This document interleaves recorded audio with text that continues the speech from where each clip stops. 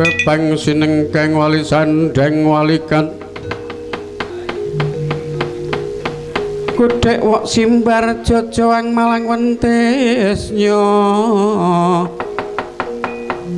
gangsir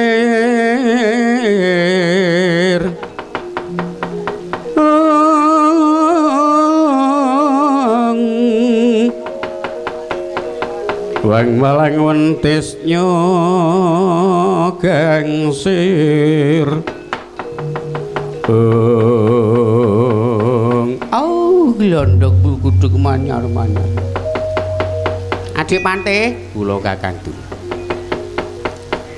menika kalebet putra siswanipun Kakang Penemban Resi Dana Wilapa oh nggih sapi dipun ngendikan mangke to ngger Nalendra saking Kraton Simbar Manyura nggih pun angger Prabu Dewa Ratmuka. Dos pundi Penemban? Rikala pepanggihan wonten negari Ngastina menika. Nggih Keng Rama Kakang Penemban Resi Dana Wilapa menika sampun paring wejangan dhateng angger Duryudana ngingisipun badhe gayuh-mayu Tirta Widayat Jati. Nanging anggenipun pepanggihan menika wonten salah tunggalipun Narapraja Ngastina duka yayasinipi. Jalaranipun kados pundi? Pripun dijuni? Nggih kados menika wau. Nganu niki wau anggenipun duka menika jalaran ketelusuban luyung. Kae iki le omong kepiye kae?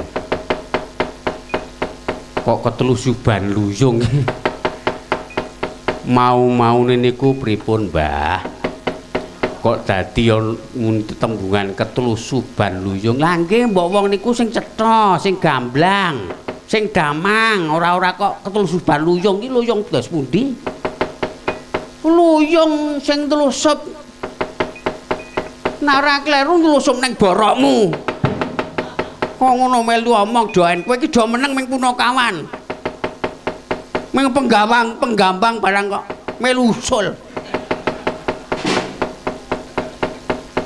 Rene ora ana ngakon. Oh ana sing ngakon. Kowe rak kleru kowe le omongan. Ngono sing ngaturi kok. Heeh apa ya wis. Oh ya.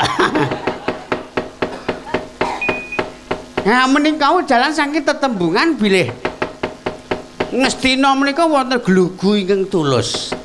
Nanging cantanipun Kurawa menika mboten saged manunggal. Ngendikanipun Keng Rama Kakang Penemban Dana Wilapa nganten menika. Dasanipun pepanggihan wau badhe nyeraken pun Abimanyu mongko Narapraja ingkang duka yayasinipi wau wonten sambung rampetipun kalian pun Abimanyu. Menika sinten? Angger Dipati Karna. Rumaos pepanggihan kesendhu penggalipun lajeng duka jalaran tumrap glugung tulus dados jejegipun negari Ngastina menika ketelusuban luyung. Luyungipun Dipati Karna lajeng angger Dipati Karna nyandhaken bapa. Dipun larak medal Jawi. Dinten menika sak menika Kang bapa menika dipun larak wonten medal Jawi. Niki nglarak Dipati Karna nglarak Rama Penemban mekaten glabrake.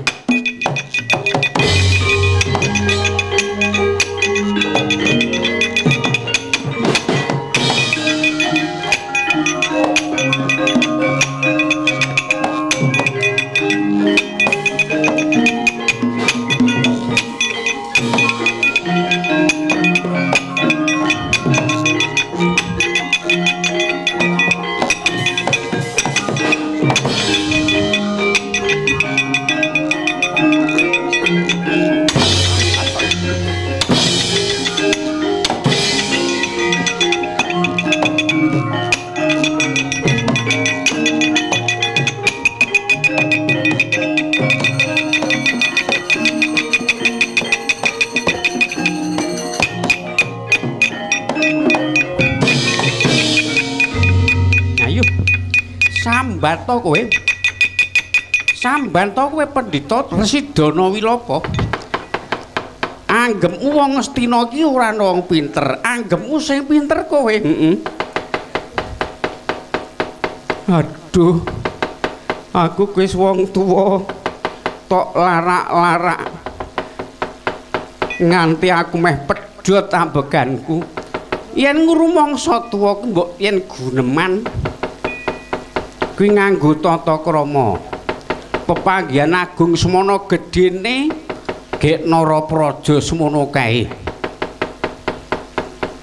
Aku rumangsa tak wirang-wirangke. Mongko keprungu karo para kawula sing wilangane punjul saka 300. Lho, saiki sambat to. Aduh aku karena aku rumangsa tobat. Hei, karo tak jangkah kowe.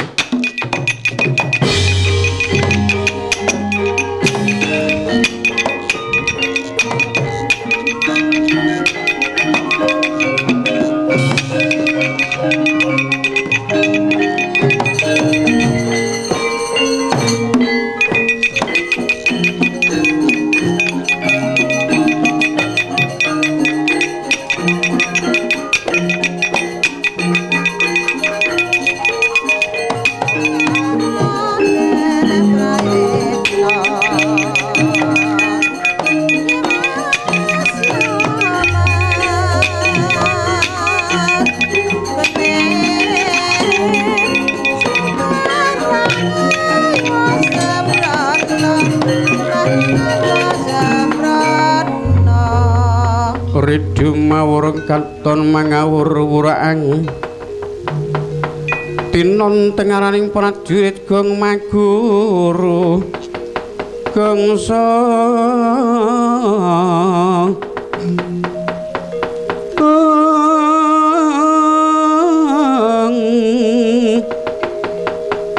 sugal wusira teka mangkono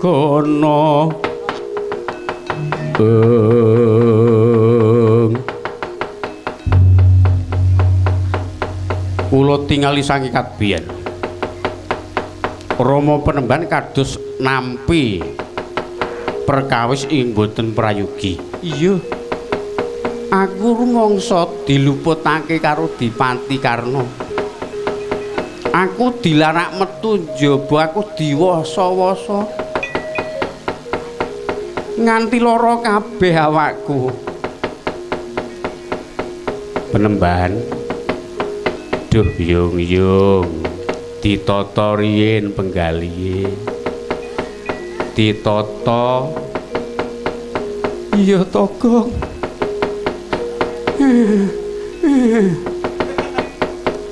Ngandel mboten panjenenganipun tiyang sepuh. Pun tiyang sepuh menawi ngendika niku kedah ngatos-atos. Amargi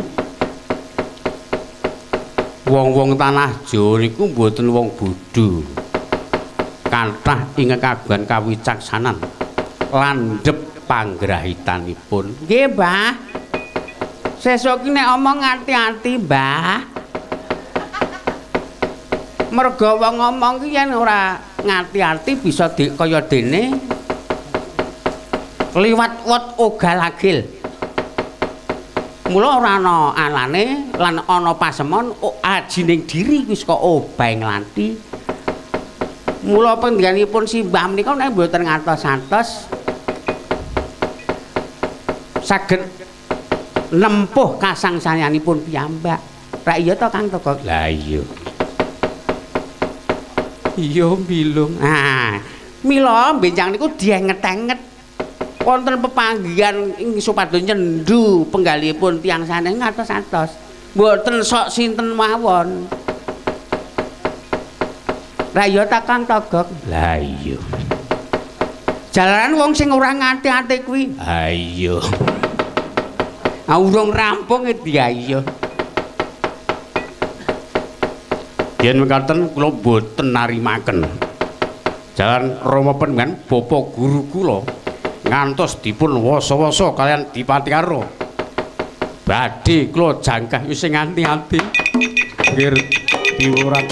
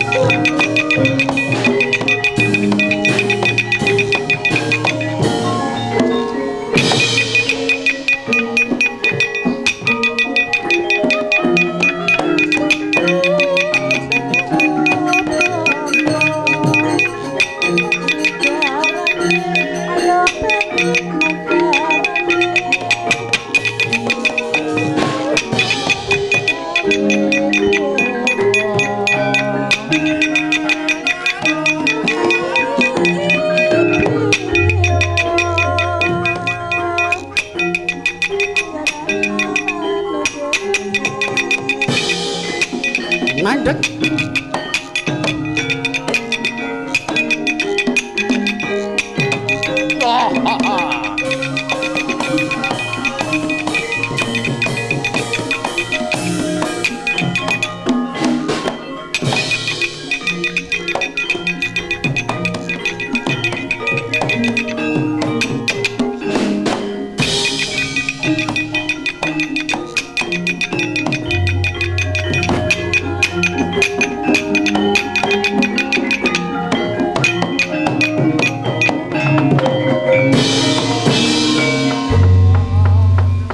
Karna karnalingan sidik purnaming mancat jajanira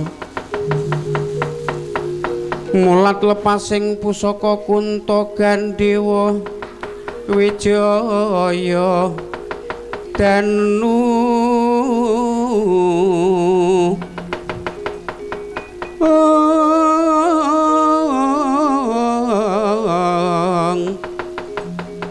Mulaturi sang Sri Kandi Majajarana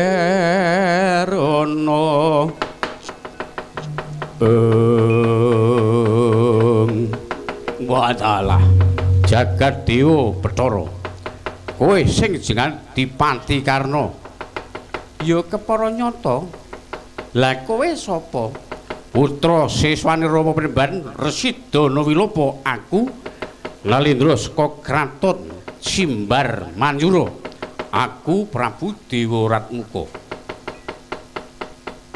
merpeki Dipati Karna darbi perlu apa aku ora trima Rama Panembahan tok kaniaya yen kowe ora trima kowe arep ngopo Mani karo Dipati Karna wah keparat dedekmu cendhek tak candak sabetke perbatang putung balung krasa tangan rampung nyawamu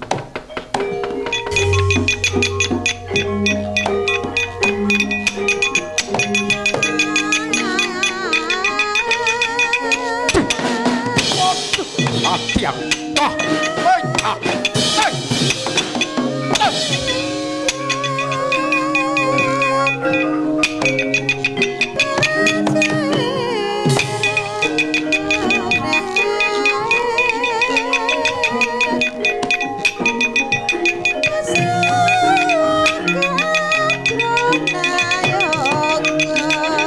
ojo tindanu, panggawe. Jam lagi.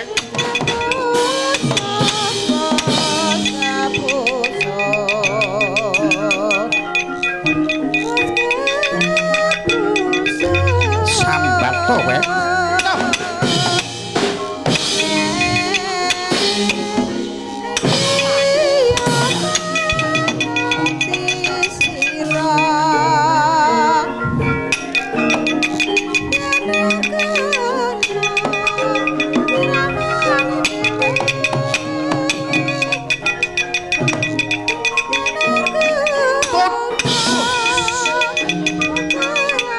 Melayu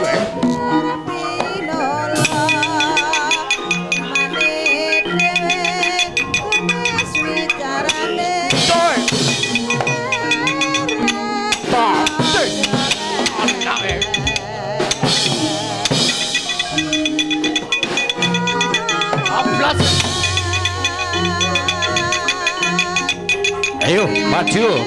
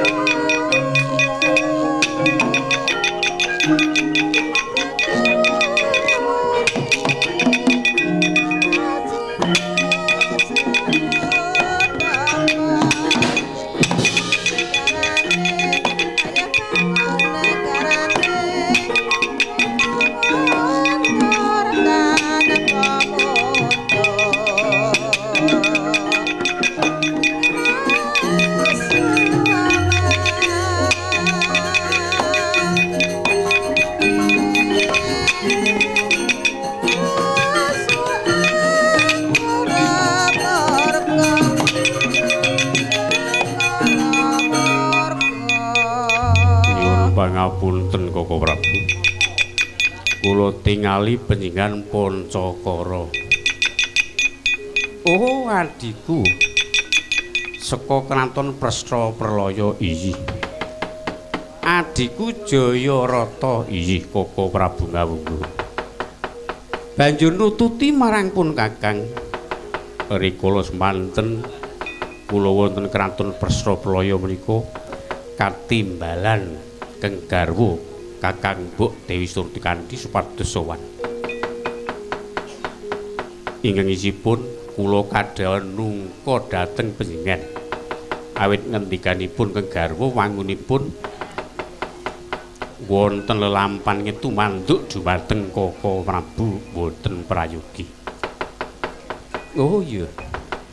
Ya pancen sing garwa yen kakung ngagek nemu Rubedo mesine cok krasa. Ya kuwi jenengane garwa sing tulus tresna lair tulusing batin. Yen kaku ngagek nemu Rubedo banjur antine krasa iki. Kejaba yen garwa ora tulus. Nggih, ora tulus sing lanang tabrak becake ora krasa. Luweh-luweh. Wong kula nggih ngeten menika. Rikala semanten kula niku ngangge kendaraan menika nate kena mumen. Bojo kula langsung WA. Kenang apa, Mas? Ateges menika kraos. Mengkono. Monggo niki kathah lho rombongan iki sing sok krasa. Sing ngempul Rama Sutejo ki cok krasa. Krasa. Nggih cok ketelatan dhuwit niku cok krasa. Sing krasa garwanipun. Garwa apa kaya duda padha kae. Sing muni ndek garwa sapa? Iki kathah dudanipun. Akeh dudane. Wong reksa budaya niki sanggare kumpulane para duda. Kados kecingrangan kenging menapa. Wiwit Purwomadya Wusana mengkene. Natkala pepanggihan Negara Ngastina. Sing dirembug bab patine Abimanyu lan panggayuing Wahyu. Banjur ana pendhita pinaka dadi guruning Kurawa.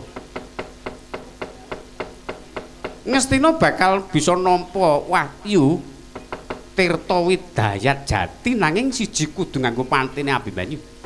Gek mongko pun Kakang wis diwestani yen to luyung ingkang tlusup Glugu Ngastina. Pun Kakang rumangsa kecocok penggalihe wusana aku banjur duka. Pendhita tak larak metu njaba lha iki kok putra siswane Dana Wilapa ora nrimake jenenge Dewa Ratmuka wonge Trenggaljengan iki mengko kula jangkae.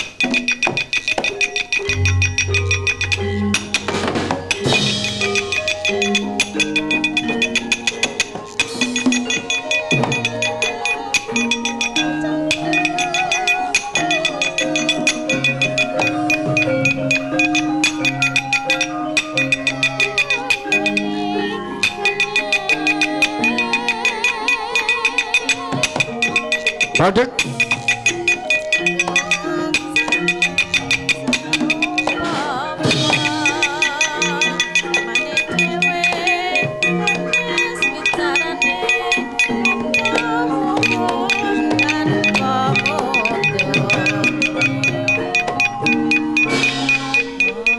Bapak keperang guling ayuda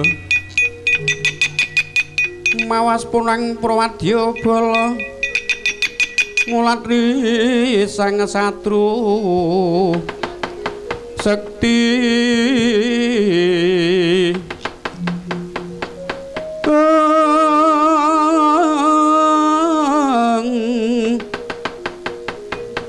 ngulatri sang satru sekti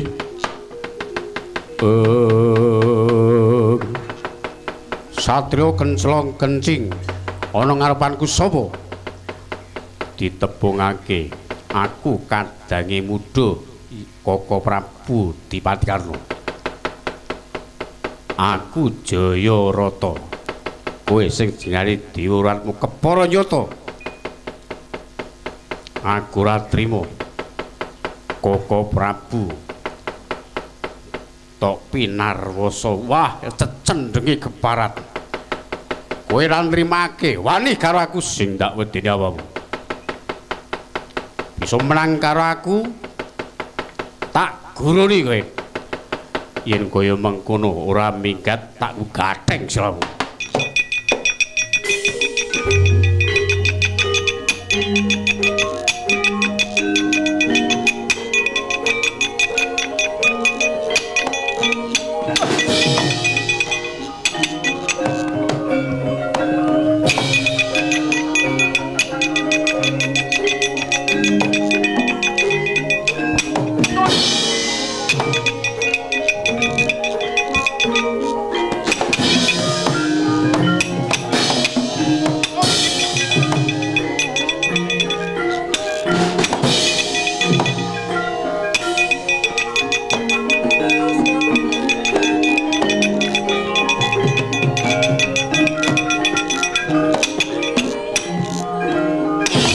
Mutiare anak hilang anak lalu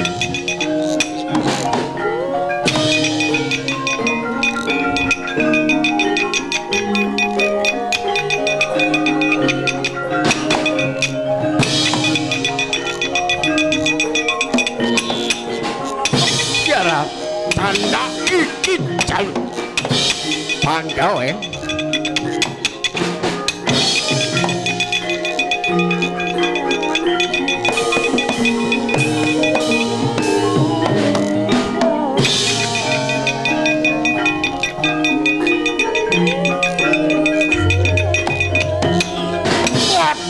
mati aku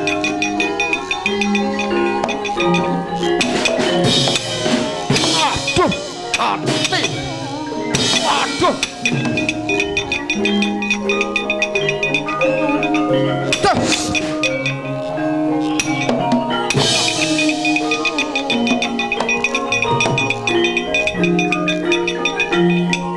aduh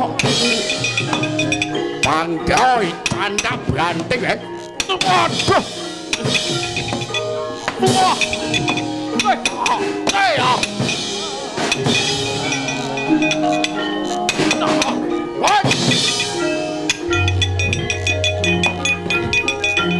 Edian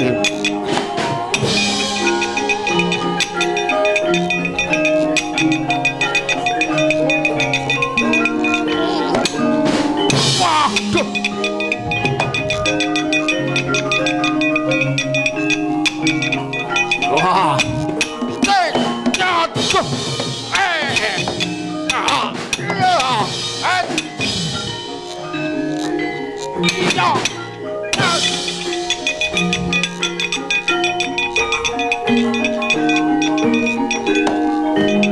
Ojem Bayu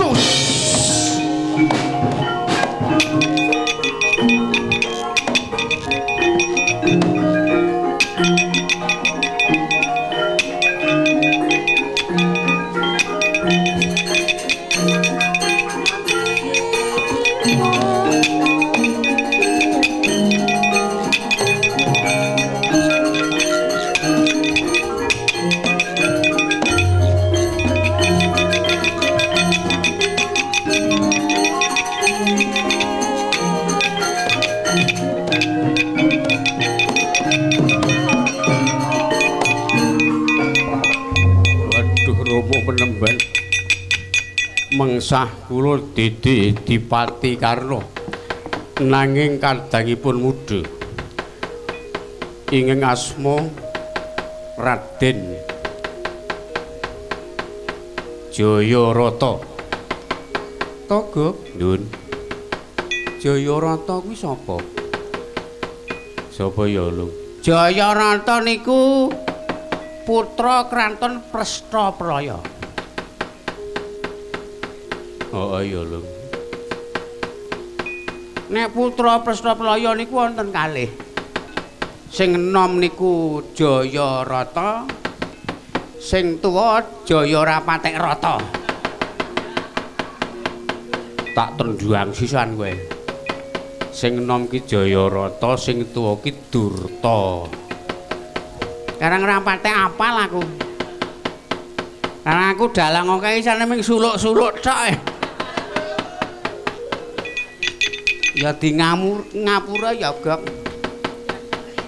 Sing penting aku tata gamelan apik. Ya wis. Oh iki. Wong iki ana ngarepan iki. Iye. Yes kono mundura kono. Kocampa kancarita. Sang Tapa Residana Wilapa sigra nyandak Jemparing. Ingkang aran Jemparing Manik Maninten. Sigra kalepasaken tanpa gendhewa. Ing kuna tumama jajarira Dipati Karna. Salaket daden dadi reca Raden Jayarata keplajar kabandhem.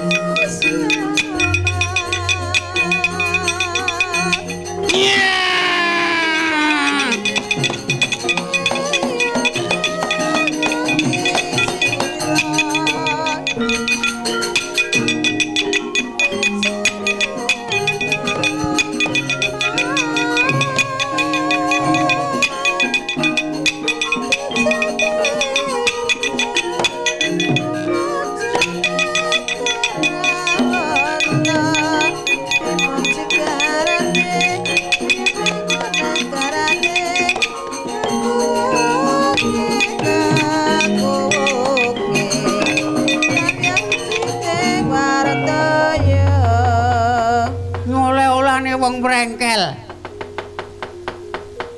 Tak napake niki wau Kakang Nemban.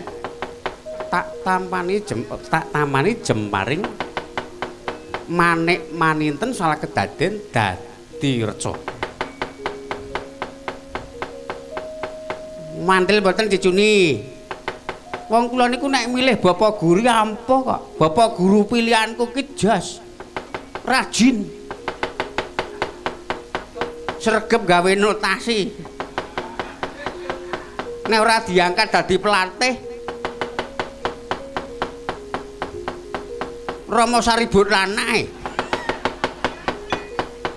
Rasa werna-werna. kok tamuki wong lho. Nggih. Cen pilihan kula ampuh kok. Monggo pengendangku ya aja stemplek. Sesuk aku nek tampa tak kon ngendangi terus kok. Ning nek payu. Pokoke setiap sambatan tak aturi.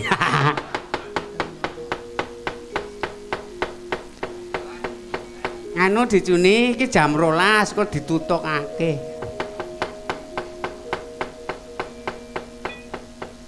Yen kaya ngono ditutup sikik, mengko banjur ditutukake. Nggih, penemban.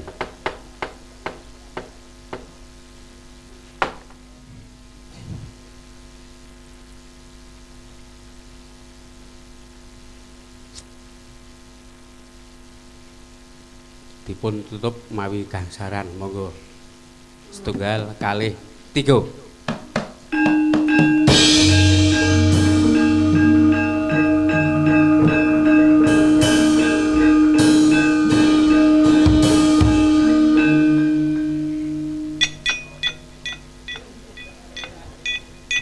Lajeng menika dos pundi Rama Penemban? Ya saiki mengkene iki reca bakal tak getak ben kontal yen perlu bisa tiba ana ing alun-alun Ngamarta. Ben do geger bocah-bocah Ngamarta ben wadul karo wong tuane banjur bisa jugar anggone padha teteki. Oh, prayogi yen mekaten.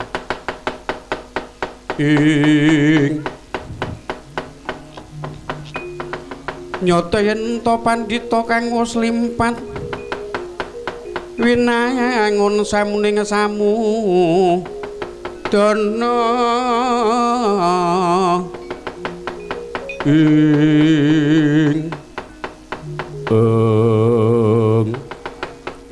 kacarita Prabu Ngawangga Dipatikarna ing kono kagetak kontal dawah wonten ngalun-alun kenda Prasta manemaning kono Sang Tapa Begawan Resi Danawilata Matekaji Sara Mantuta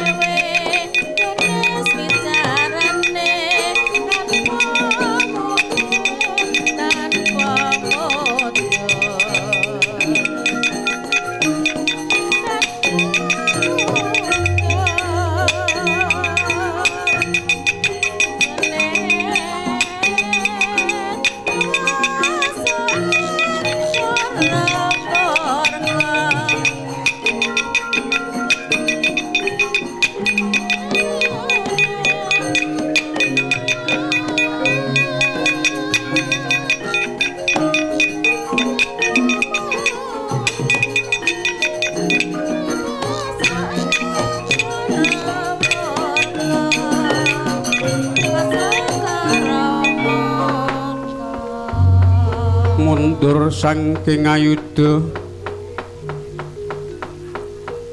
mawas punang prawadya bala katon umyang agung muruh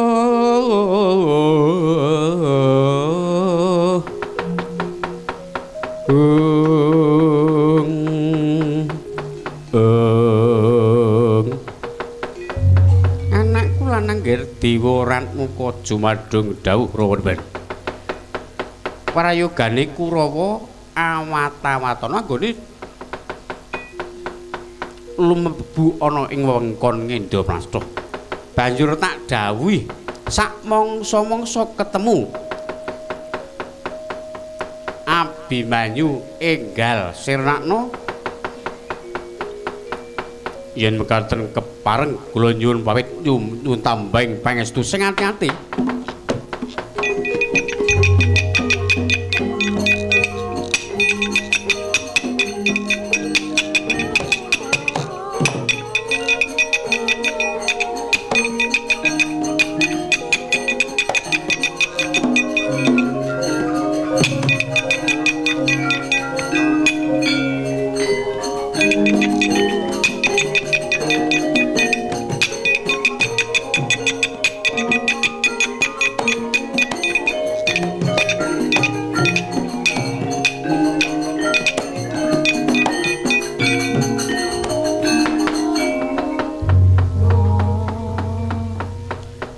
Begawan Duna lan Adi Begawan apa Adi Begawan Duna lan Adi Patih Sengkuni kula Kakawon Ban dos pundi Kakang Penemban iki prayogane aku tak ndhawuhi tumenggung ingkang lenggah ana ing kraton Simbar Menyuring supaya goleki Abimanyu sing tak kuwatirake ya ana ketempring kanan. Lajeng kula tuturi derekno aku. Lajeng menika mangke menawi wonten menapa-menapa wis aja kuwatir aku tanggung jawab. Wis pokoke rasah werna-werna le menggalih butuhe mangkat. Nggih Cicuni. Wis rumangsa tanggung jawab mangkat disangoni kali mboten rasah mikir sangoni mangkat ora mangkat mengko oleh lelintu liyane oh nggih sapa muni betul nek muni betul iki iso wae derekno aku monggo Kang Albat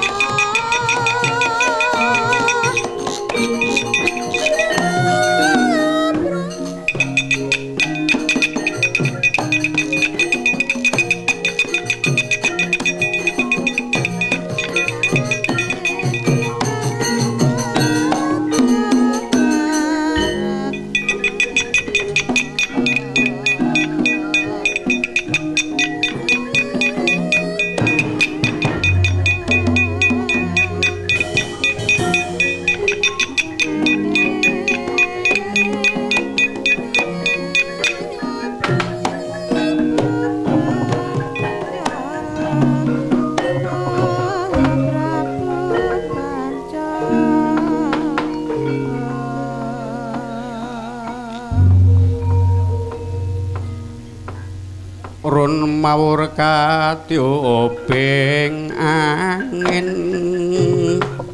ngukila yarasu bar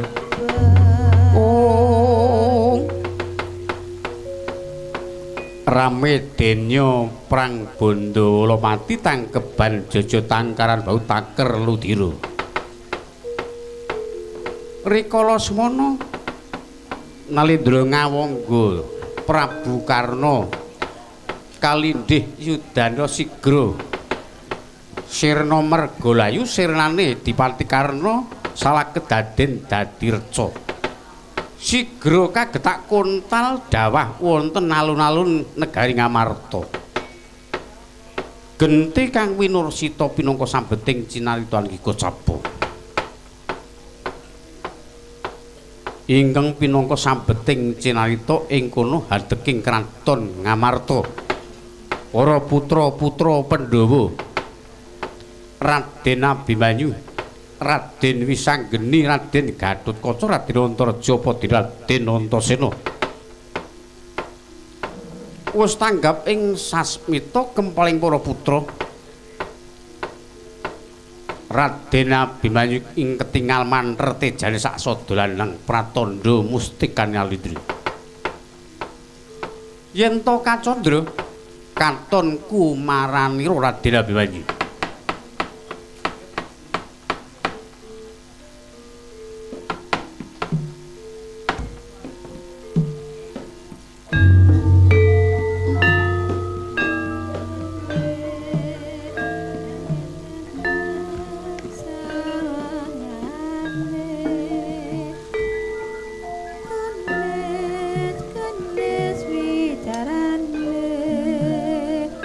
Kandes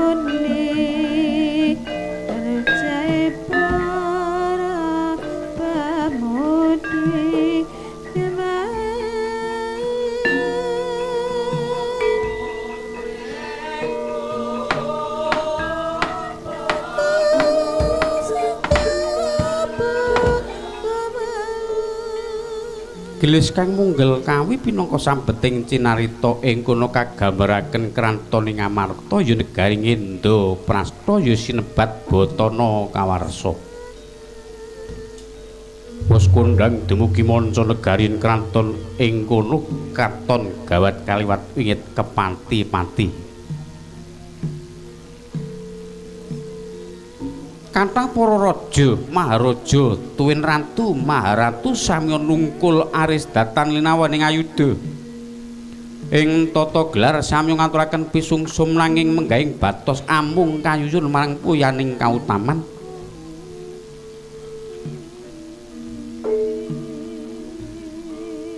Ingkang samya ngaturaken bulu bekti asok glondrong pengareng-areng nuju ari kalenggan sajuga para putra Pandhawa samya kempal samya menggaliaken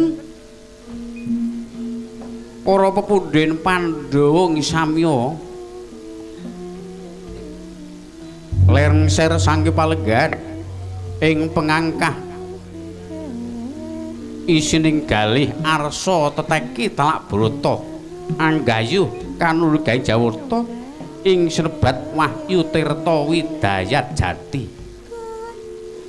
anenggih ingkang samya makempal rikala semana Raden Abimanyu ingkang tansah kadhiraken ingkang rayi Raden Wisanggeni saking kayangan nder sila geni apa dene Satria Randu Gumila Raden Antasena nampi pramtanipun Raka Raden Gatotkaca apa dene Raden Antareja sakwus tanggap ing sasmita kepareng lucitaning driya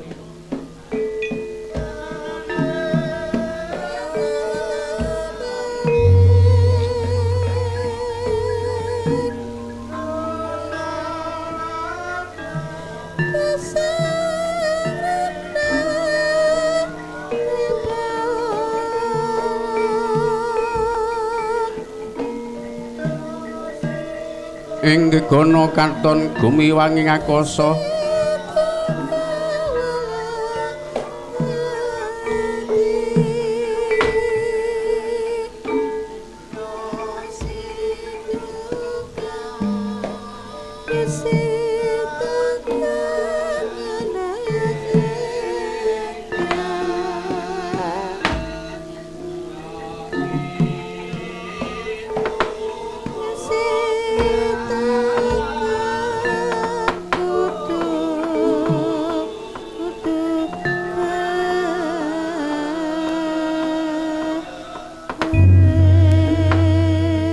Siang Pantara Ratri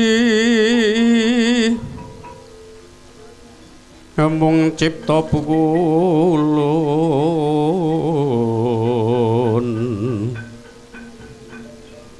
talan yan kaeksi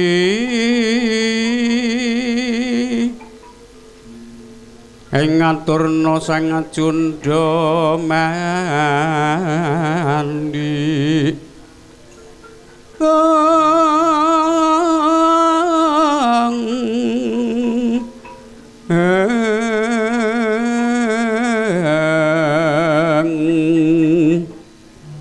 ing ngaturna kagungan to singsim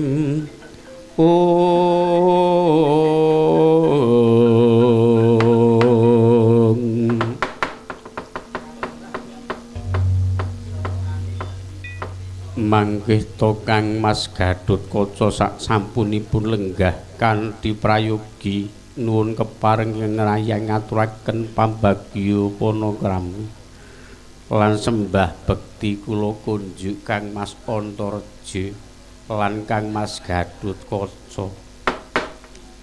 Iya Dimas Angka Wijaya tak tampa ora liwat puja pangastutiku tampanana.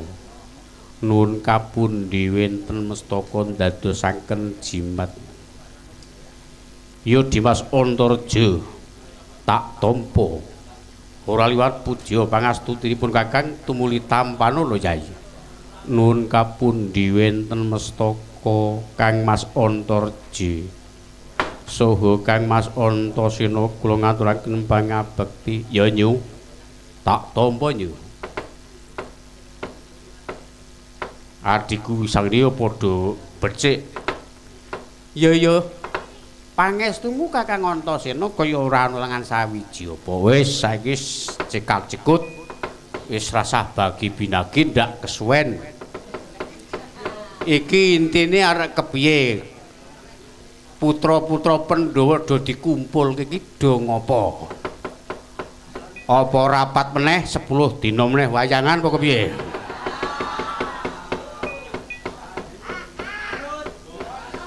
boros kaya bola-bali sesuk rapat meneh ning Wagian ngono kok angel-angel urip sepisan kok digawe susah wis ra di bojo nek cara kula nek cara aku ora sah diku gawe ngendon rasah nggo jero-jero le mikir urip sepisan ki pokoke diseneng-senengke kaya Mbah Garjo kuwi pokoke woyeng wayangan ki terus nganti dinesoni anak bojone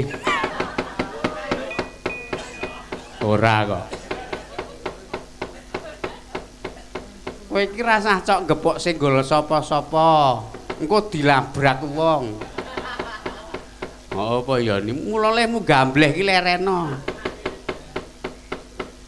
nek kesandunge krata kejentut sing awang-awang aja takon dosa lho ya njaluk ngapura Mbak Karjo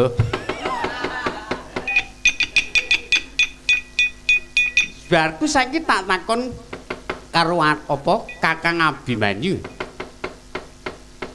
rikala semana para pepundhen Pandhawa anggone ngendika iku kadipanan banjur padha murca saka kraton Ngamarta ngendikanipun Kanjeng Wapunta badhe anggayuh Wahyu Dimas Wahyu nugaring jawurta ngawujud Wahyu Tirta Widaya Jati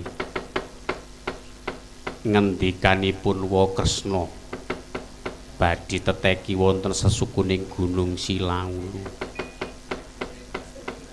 lajeng Kang Mas napa lajeng Kanjeng Werkudara menika badhe teteki wenten pertapan Pandan Surat Rama Arjuna anggenipun teteki wonten wana Tibrasara. Oh, ngono kuwi to Nyi. Ya saiki ngene ni.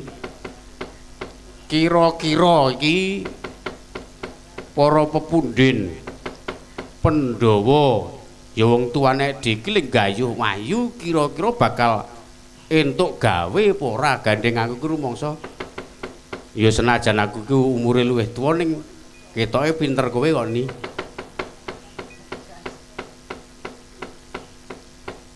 Nek kudune wong sing luwih tuwa ki kudune luwih wicaksana lan pinter. Aku ki tuwa ya mung kokean umur kok rasah gambleh kowe. Nek butuh tuwa dhewe simbah. Mula ya nisi jengane wong tuwa takon karo mula kowe ditekake tekan kene iki perlune bakal ditakoni kira-kira iki bakal oleh gawe apa ora engko tiwas kangelan padha tapa ora oleh gawe wong kowe iki putu dewa dewaning Brahma iki geni kudu bisa gawe pepadang wong anggere iso gawe pepadang mah tak jengkeli kowe engko lah kok kowe takon karo aku apa ora isin ora aku ora rumangsa isin senajan aku sedulur tuwa takon karo sing nom iki ora ana alane mula ana pasemon kebun Usugudil. Kuwi tegese apa? Kebun anu, kebangetan. Wong nek omong radeng. Ya saiki gandeng wis padha percaya karo aku. Kakang Gatotkaca, Kakang Antaraja ya ora isin, ora lingsem yen aku bakal paring atur caos atur marang sedulurku tuwa kabeh. Ora, aku rumangsa Budi. Aku ya mangsa bodho. Karo adikku Isang ya saiki tak blakani. Sanyatane Wahyu ku pepintane para pepundhenku Pandhawa. Nanging sak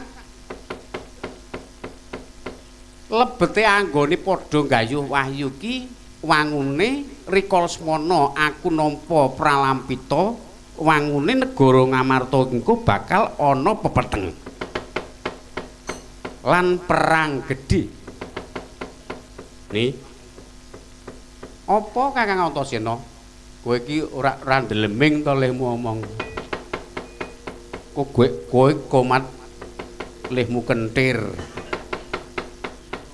Perang-perang gedhe apa ora ana apa-apa kok ngene kok. Pepeteng-pepeteng apa keto ya aman-aman wae kok. Ming grimis sethithik sore mau.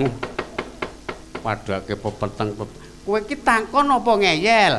Nek kira-kira kowe ngrumangsani bodho takon karo sedulur nom ki mbok ya wis rasah ngeyel. Oh ya wis lah. Mula anggone gayuh Wahyu iku saknyatane ancamane ana Kakang Abimanyu. Merga Kakang Abimanyu ki pinaka dadi gedhonging Wahyu. Mula iki mengko yen ana kahanan sing nyolowadi lan ana kahanan pepeteng merga sing diancam Kakang Abimanyu bakal tak singketake. Yen pancen wis anggene janji mati agi bisa ngebok Kakang Abimanyu. Sidhem jroning paswanan Wadyagung tanpa sabawa tanpa sabawa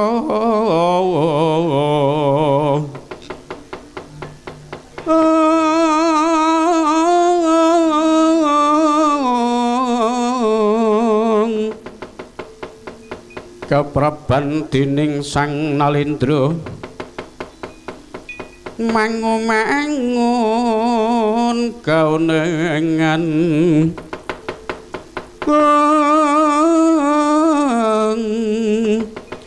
lirwu sing aduka cipta tanana kang kuciwa memanisi Dering ngantos paripurna kocapa plajarira Sang Patih Handagawana.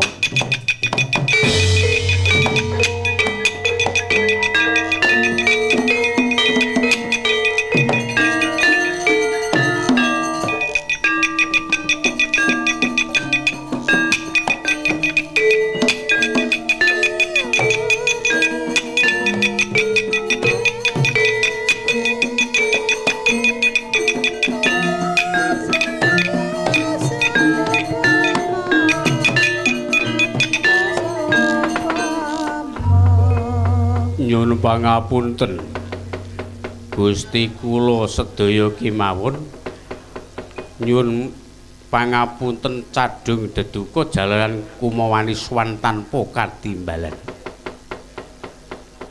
Ana apa wa Patih?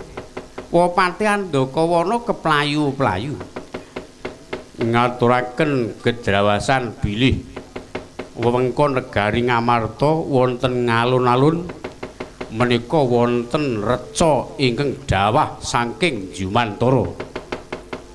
Kosek kowe iki omong kepiye to? Ana reca dawah saka Jumantara. Wis rasah muni ngono sing jere tiba ki saka dhuwur. Mbok ya wis ben dirungokke, rasah golek benere dhewe. Apa-apa kok dicacat. Buka bonang kleru dicacat, apa-apa tok cacat. Marai wegah. Ya wis lah. Pamila saking menika kepareng kula nyuwun pamit cadung tetumpo.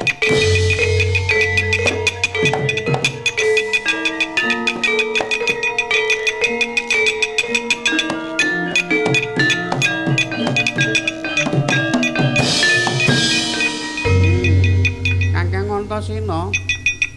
Apa ni percaya apa ora? Rek ana kahanan sing nyolowati. Ya, agek percaya aku. Agi-agi aku percaya. Wis mangsa bodho lho ni. Ya saiki ngene, ayo padha diprepeki reca kang dumunung ana alun-alun. Yo Dimas.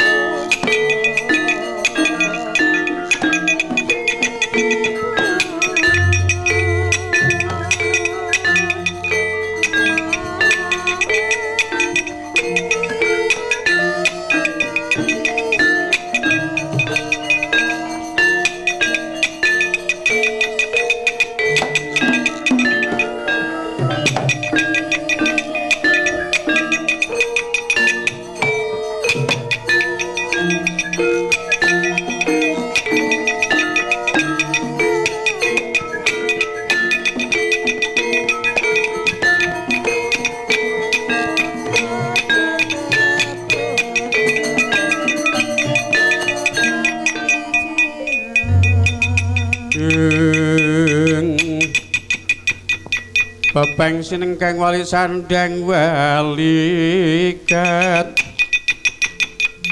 Godhek wok simber jojo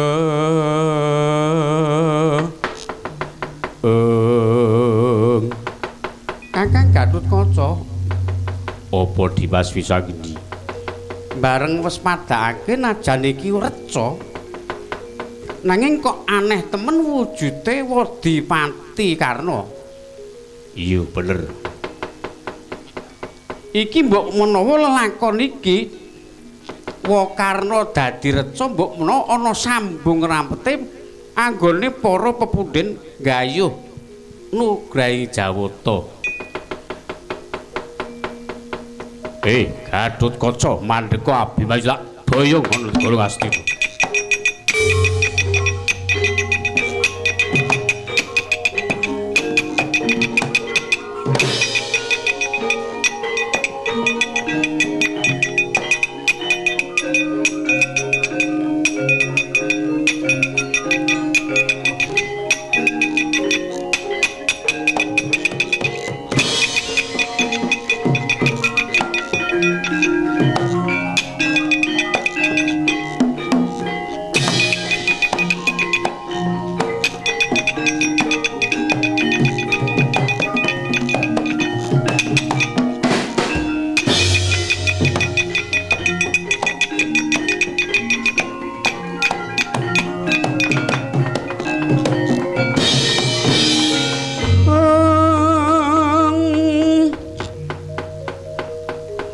Jaya Jatra tinutuping gedhong waja jangga manglung linepasan pusaka Pasupati